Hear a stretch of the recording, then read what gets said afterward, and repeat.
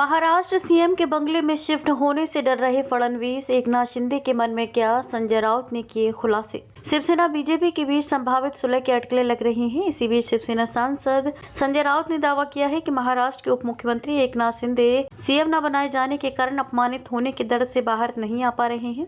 उन्होंने पूछा कि सीएम देवेंद्र फडणवीस सीएम के आधिकारिक आवास वर्षा में क्यों नहीं जा रहे हैं। उन्होंने आरोप लगाया कि वर्षा को ध्वस्त करके वहां एक नया बंगला बनाने की तैयारी चल रही है। संजय राउत ने कहा कि पिछले 2.5 वर्षों के दौरान तत्कालीन सीएम शिंदे और फडणवीस के बीच मतभेद 2 दिशाओं में थे। अब फडणवीस अपना बदला ले रहे हैं।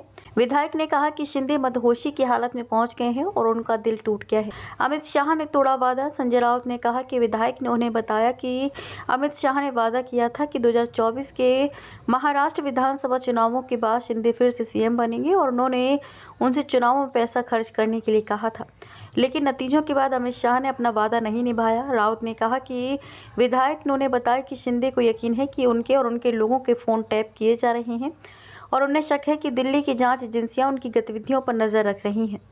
शिंदे और फडणवीस के बीच दरार।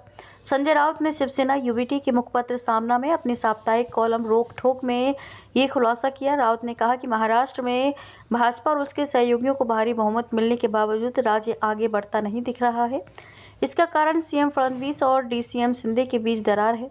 फडणवीस मानते हैं कि शिंदे अभी भी सीएम न बनाए जाने के सदमे से उभरे नहीं हैं और एक बार फिर सीएम बनने के लिए बेताब हैं। पिछले साल नवंबर में शिंदे के करीबी एक शिवसेना नेता ने टाइम्स ऑफ इंडिया को बताया था कि लोकसभा चुनाव के बाद एक समझौता हुआ था कि अगर महायुति विधानसभा चुनाव जीतती है तो शिंदे राज्य की बागडोर संभालेंगे। नेता ने कहा था कि लोकसभा चुनाव में महायुति की हार के बाद विधानसभा चुनाव की रणनीति तैयार करने के लिए कई बैठकें हुई।